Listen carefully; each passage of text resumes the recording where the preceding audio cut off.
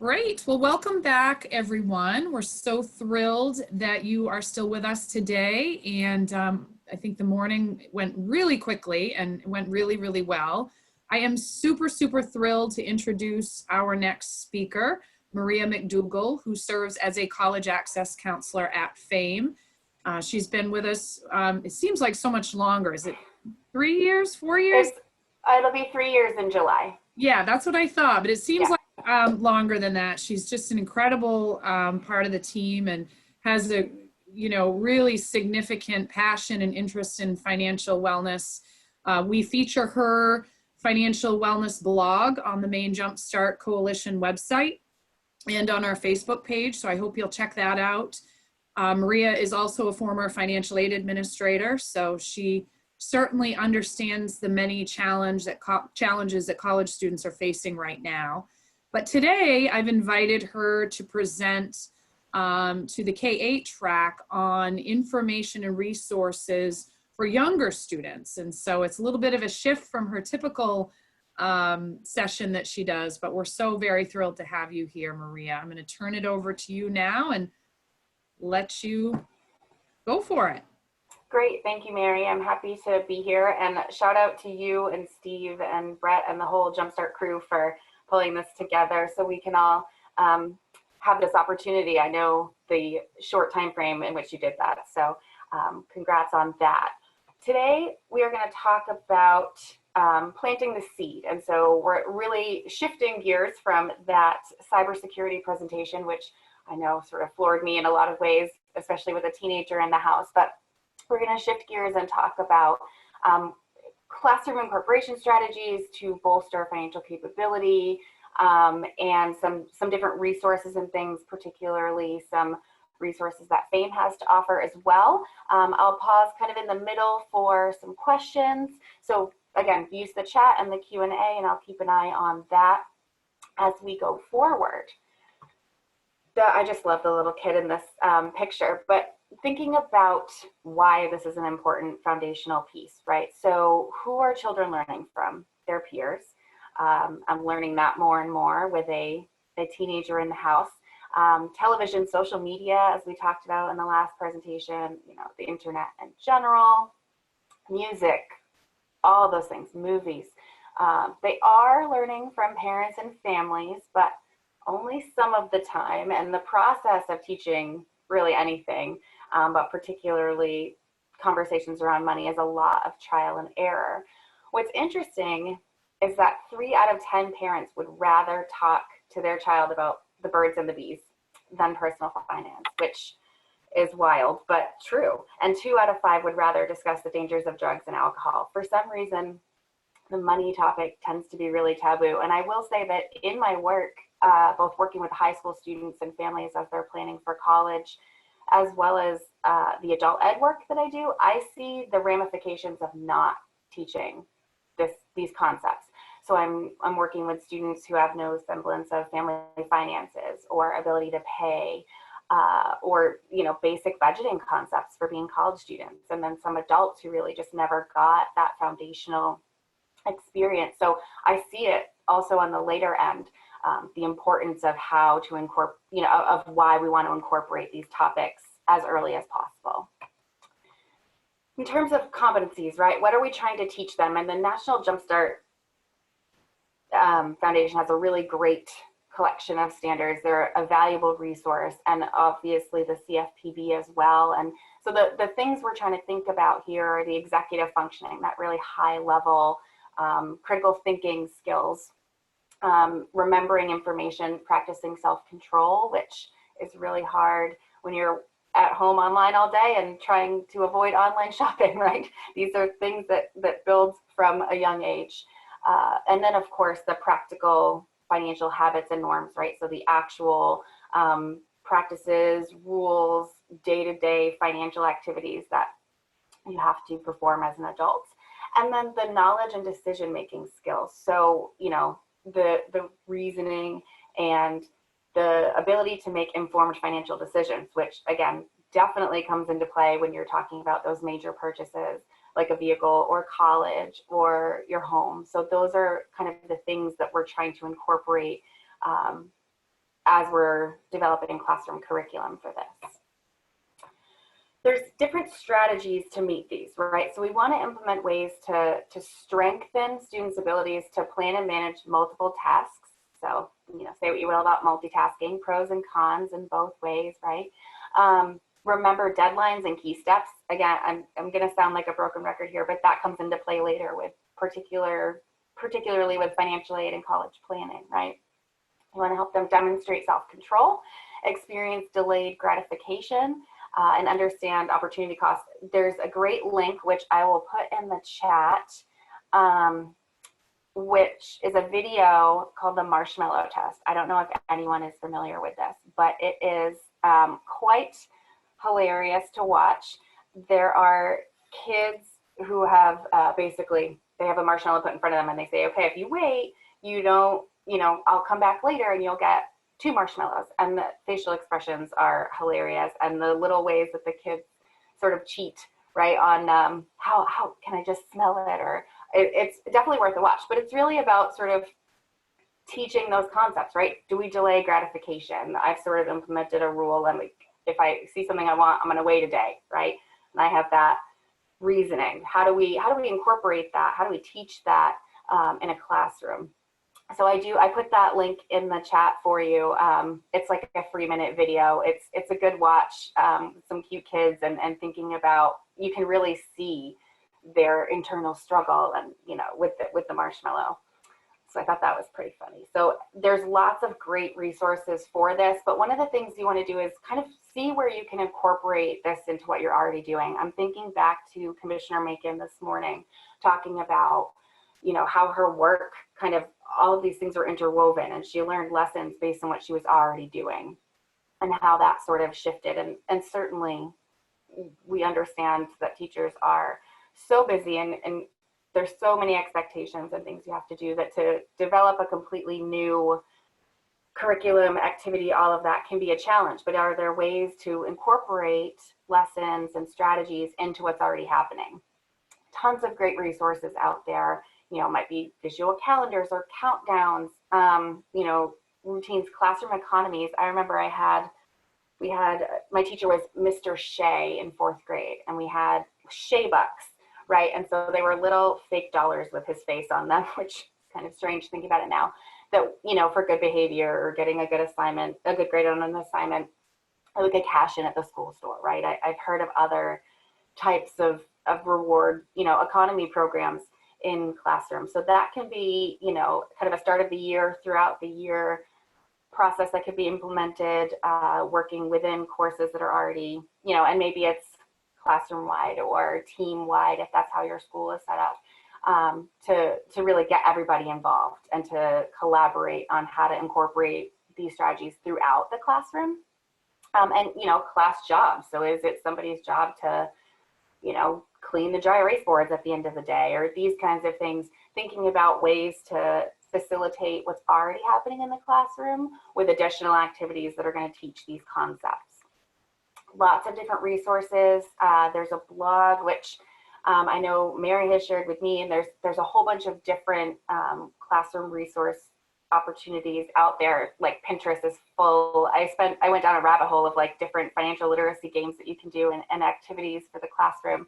So there's lots of things out there, but scenario cards, right? So word problems almost. So here's a scenario. How do you react? What's the best decision?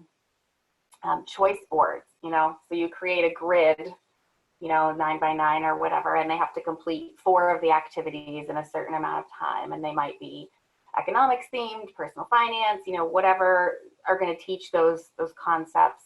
A classroom store, basic rules of thumb, any kind of money themed homework activity. So, thinking, and that might be a great opportunity to introduce, the family discussions, right? To conduct an interview with your parents and see what they're willing to say about, their spending habits and their thoughts around money. So different ways to incorporate lots of different things into what you're already doing, and small activities that will add up to really bolster that personal finance framework. There's also a lot of good children's literature out there. So there's the Money on the Bookshelf series. There's 22 books with free reading guides and discussions, library resources. These are really, really cool ways to teach, you know, a concept that can feel a little strange to kids in a way that they're already used to learning, right, through literature and through books. As well as the St. Louis Federal Reserve has lesson plans to accompany, you know, children's literature and tons of free resources. So there's lots of things out there for teaching these concepts in various ways, because as you all know, children especially, learn differently. And there are lots of benefits to teaching this from a literacy perspective in general. I just saw a question pop up. Do you think parents will talk with their children more now with the COVID-19 situation? That is an interesting question. I think it's becoming more common. I know certainly on the financial aid side, I think with some of the older students, as they're thinking about their college plan, it definitely feels like the financial topic is at the top of the list in terms of maybe they've had a loss of job or reduction, certainly. So I think this may sort of by default force families into that. I think that that's probably a valid point. And really thinking about it, I think it would also sort of change habits, and right. And a parent might say, you know, this happened and we didn't have a ton saved. And so let's think about, as a family, you know, making sure we're teaching the concept of saving. So that's a really great question. I think thinking again back to Commissioner Makin's discussion, you know, what's going to last beyond this. And I think that that's one of those things that out of this is going to be various lessons that are going to move forward. I want to talk as we're getting to the end about some FAME resources. So we have these great little coloring and workbooks called the Cash and Max series. And I think Joe mentioned them as part of the collection of resources out on the DOE website. I had the honor of spending the day at Islesboro Central School, and I basically visited with every grade. So it's a one school building, K to 12. And what's cool is, you know, in times of transition, you see kids walking through the school, you know, little kindergartners and seniors. And so it's a really interesting dynamic to spend time there. But I did various activities based on the age groups. And so I took these with me when I went there to really meet. And, you know, I sat with, I think it was like kindergarten through third grade, and then the fourth through sixth grade crowd, I think is how we broke it up. And so I took these coloring books. And so the Cash and Max is really cool because it kind of talks about, you know, okay, what do you want to be when you grow up? It's the real aspirational piece, which I think is an important thing to introduce early. You know, like let's build a college going identity, right? Let's talk about what your goals are. And then we can introduce, okay, what do you need to do in order to get there? And once you have a job, what does that mean? And how are you going to spend your money? So these are great. The kids had a really fun time sort of talking about what they wanted to be when they grew up and thinking about, you know, the big dreams. And the workbooks and coloring book really kind of guide them through, which is nice. And, you know, they have a lot of activities of match up the, you know, the job to the skill and those kinds of things that are really important when you're thinking about transferable skills and the things that they're going to need to know. What's interesting is right now, you know, we talk about aspirations and what people want to be. And I'm thinking again to the cybersecurity chat, you know, a common answer I hear is like YouTube star, right? Or they want to be like internet famous.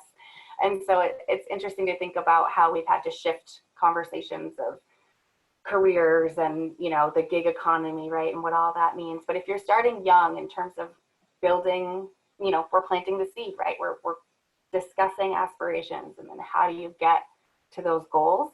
And these coloring books are a great way to do that. They are available through FAME. Really fun little characters. Anything with a dog is okay by me for sure. And then I would think most of you are familiar, but I think we're going to spend the bulk of our time talking about Claim Your Future today.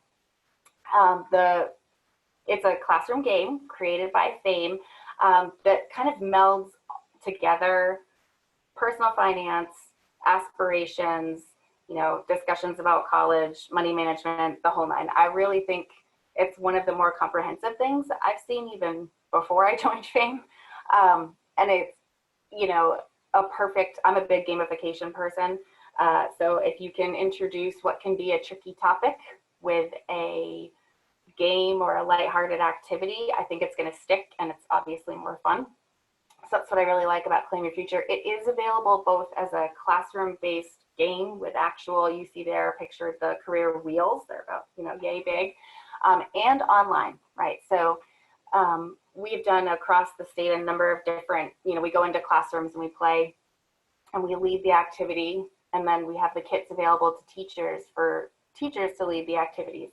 But certainly it's available online, so folks can do, the students can go in and play together or on their own.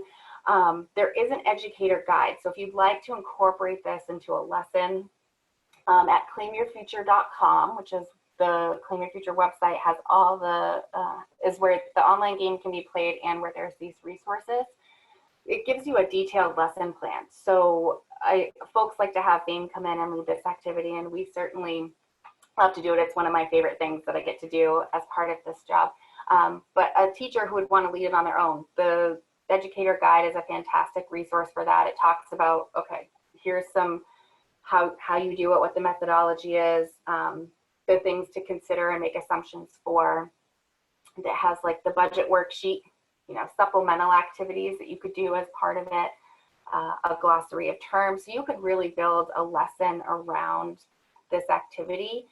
So usually I'll come in and start with, okay, what do you want to be when you grow up? And that's when I get all the professional athlete and YouTube star, right? And so we start by talking about, okay, those are great fun activities to do, and sometimes you can make it big, but maybe not. And then we go into, generally the question is, what's the theme of this, right? What does it mean? You have to get an education to do most of those, right? So then we get to kind of step into the different types of degrees that are available.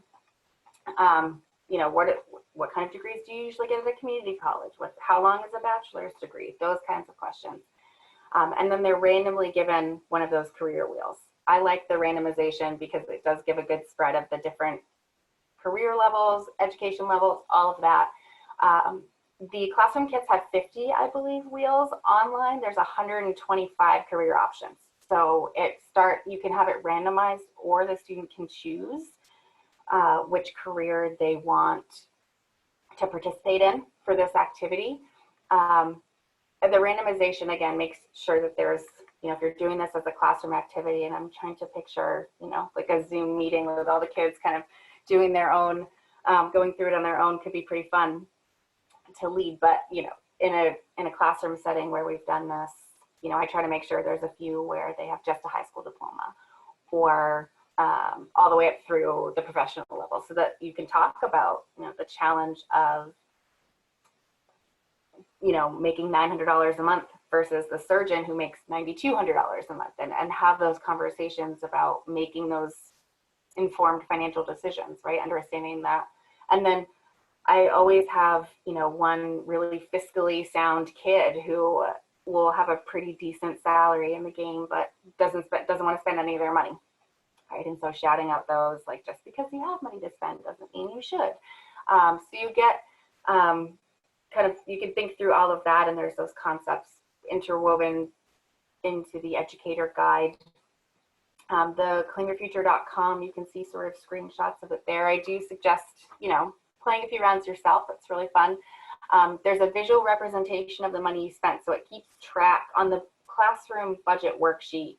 They get a pencil, they're going through and they're writing it.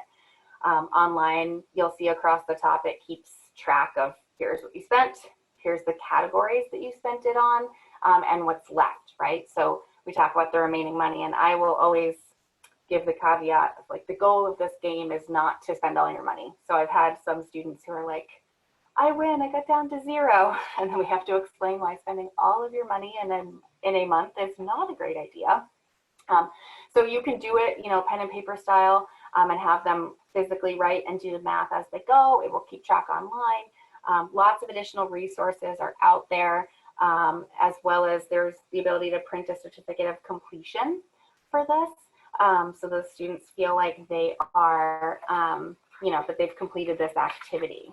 I think it's a really great way to have a discussion about personal finance and aspirations all at once.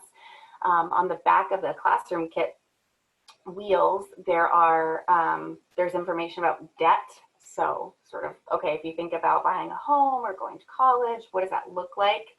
And then on the other side, understanding savings, right? So that would sort of skew a little bit older, but I have been in some 7th and 8th grade classrooms where, they've gone through it pretty quick, and we're talking about, other things that they should consider. We talk about savings and debt a little bit. But what's great is you can also say, build in some career planning into it. So I'll say, besides the money, what else do you want to think about? Like, you want to know when you're getting paid. You want to know how frequently are you. We talk about the difference between salaried work and hourly work, making sure that you like what you're doing, right? And those sorts of things. So there's a great way to expand on the concepts that are already presented here without too much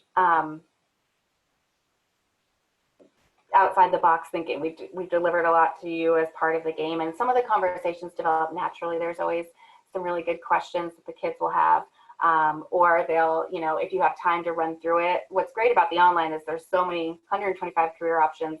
They can go through it a few times and play different jobs and maybe discover a career they didn't know existed or that they hadn't thought about before.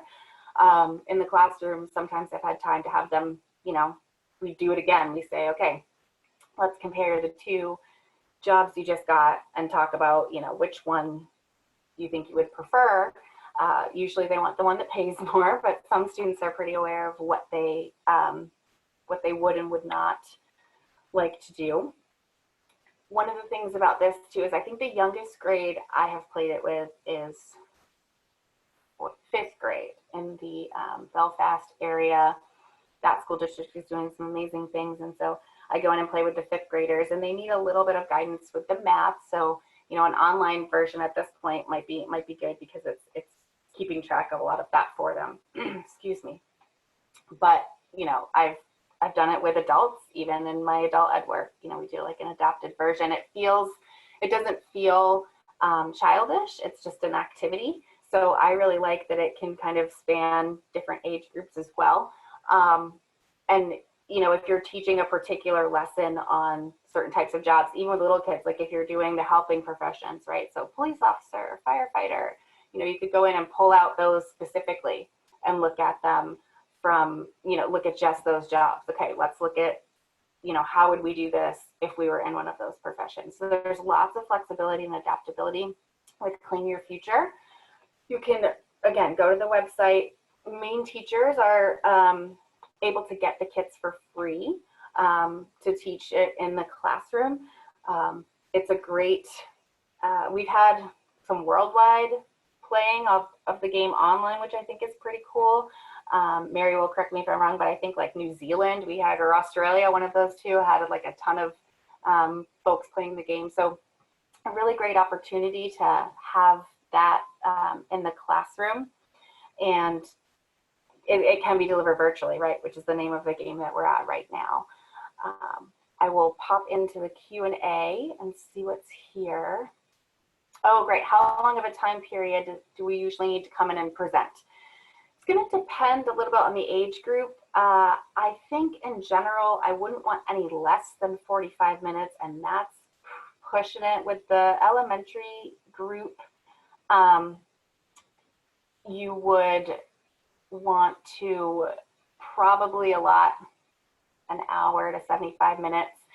There's if you're doing the actual classroom activity and they're writing out the budget sheet and they're doing the math, it's going to depend on everyone's math level. So it's Sometimes I'm doing a lot of walking around, like explaining, okay, this is what we're doing, we're subtracting, depending on if there's, sometimes the teacher is in the room assisting, sometimes not, or there might be other ed tech folks kind of walking around. So minimum 45 minutes, ideally like 75 minutes is a pretty good sweet spot with, the middle schoolers, the 5th through 8th grade. Generally in 8th grade, they can get through it pretty quickly. So I have had that work in about 45 minutes with that group. And again, high school kids will whip right through it.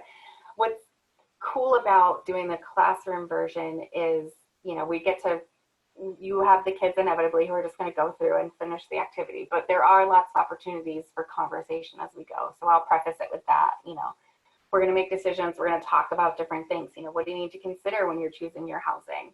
The first section on the budget sheet is about savings, right? Paying yourself first. And we talk about, why does that matter? What's the importance of this? And what would you want to save for? And why do you want to build that into your budget? What does that look like? So pacing yourself through it and making sure you can have those supplementary conversations, I think is really helpful. So I would say, in classroom periods vary, right? School to school, of course. So minimum 45 minutes, I would say. Any less than that would be a little bit tricky, but that's a great question. I'm gonna check on the chat too.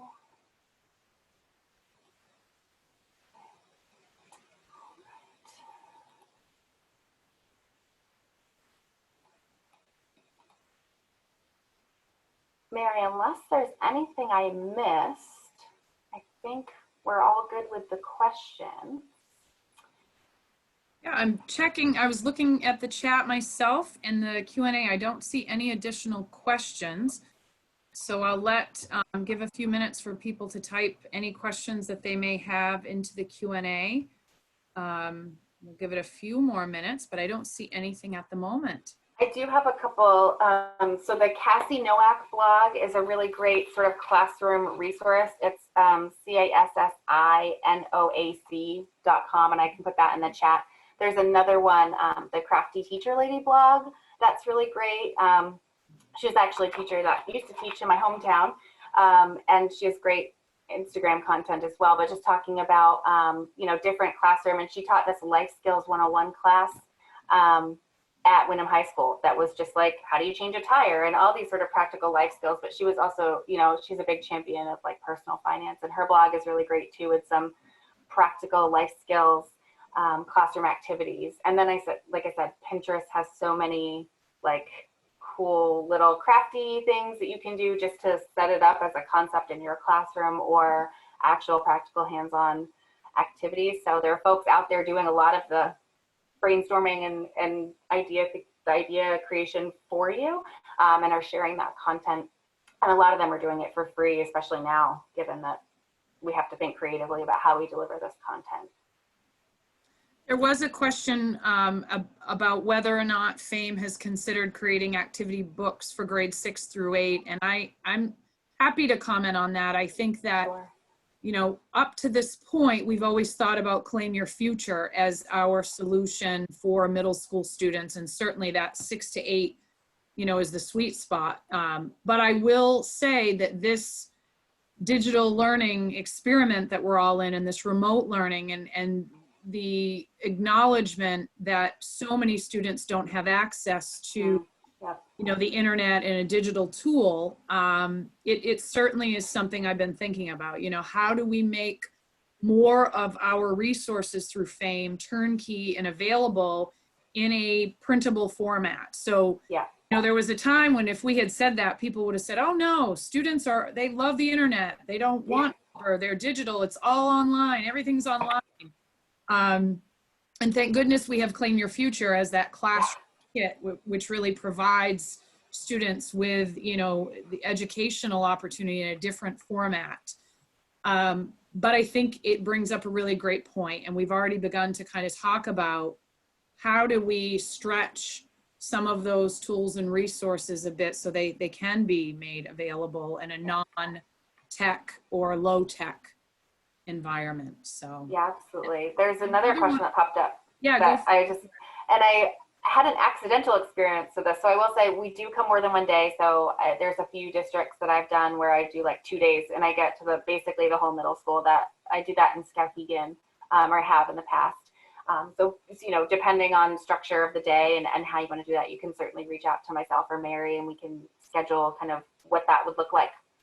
But this person teaches special ed students. And so I accidentally ended up leading it for a special ed class. I was spending the day at a school and I had a few sessions booked and I didn't realize that I think it was like the last one was a special ed classroom. And I have a brother with special needs, so I have some experience working with that group, but certainly had not planned on leading this activity with that group. But they were at the time talking about those helping professions, right? So they were learning, like, what is a police officer? What is I think it was sixth grade. And so what I did was I sort of, I certainly didn't have them go through it quite exactly as I would a non-special ed classroom, but I did look at those and say, okay, how much money does a police officer make? And if you were going to be this, what do you think you would need to know about? And so it ended up being, I think, a pretty good presentation. So it can be adaptable depending on what the lesson is. And I think that they got something out of it for sure. So I think that's something as we're thinking about, those low tech solutions and then ways to continue to adapt this. I think that might be one we want to consider in terms of, scaling it down a little bit or rethinking some of those so it's easily deliverable to students at different levels. Maria, can you talk about the initiative in Booth Bay and using the peer-to-peer? Can you talk a little bit about what we did with Claim Your Future there? Yes, and that I can't wait till we get to resume that again in normal circumstances. So as kind of I don't like the phrase guinea pig, but as a pilot group, Booth Bay High School, sort of we're reaching out to say, can we create peer ambassadors who essentially would learn the activity? We went through it with some sophomores who had volunteered. And then the idea is that they would then go and lead the activity at the middle school. So it's really that peer-to-peer, we talked about in the beginning, that peers are learning from each other, right? And so we can come in and, it's always great to have a guest speaker. I think the teachers would agree that sometimes their students prefer to hear it from a different voice, but even more effectively is when it's peer-to-peer. And so it's been, there were some kids who are really enthusiastic about sort of being these Claim Your Future ambassadors and learning so that they could teach it forward, and just thinking about, what that means for the school district, I think is really important, as well as, building that personal relationship with somebody that's a little older, and seeing what it's like to be in high school. And the students have kind of their own perspective, right, because of where they are and their thought process about it. And so they can sort of share from a peer perspective. They might be, some of them had their own jobs and it was their first job. And so they were able to talk about that to the younger folks. So as we continue to do that, if there's other schools that are interested, certainly we would be interested in hearing from you. But I think the peer-to-peer impact can be very, very strong for that. So there's a good crop of, they were sophomores, right, Mary? That was my guess. Yes. Yeah. That were teaching that. So, and then as they continued on, we could see as they move forward, if we would continue that as, I can imagine seniors and like even younger kids might be kind of a fun pairing. Great. Well, thank you so much, Maria. This has been wonderful. A lot of great resources to share with everybody today. So we really appreciate that. And you'll see Maria's contact information there. So certainly you can reach out to her or any of us at FAME to schedule those sessions. If you want somebody to come in and present Claim Your Future, and then you can go to claimyourfuture.com and request a game kit. So if that's something that you're interested in, we can get you your free game kit as a Maine educator as well. So with that, I am going to conclude. I think we've gained a few minutes. So you've got 5 minutes to take a quick stretch break, and actually a little bit more than that. So you guys all have gained a little bit more of a break than the folks in the 9 through 12 track. So thank you again, Maria. I really appreciate it. I know you're off to another presentation. Yes. So Yes, thanks thank you for having me. And I put some, I just typed in the link for Cassie Noack. I will add a few others to the chat that I came across in my travels. And if you have maybe with your extra few minutes, I recommend checking out that marshmallow test video because it's cute. Great. Thanks, Thank Mary. you so much. All right. Take care.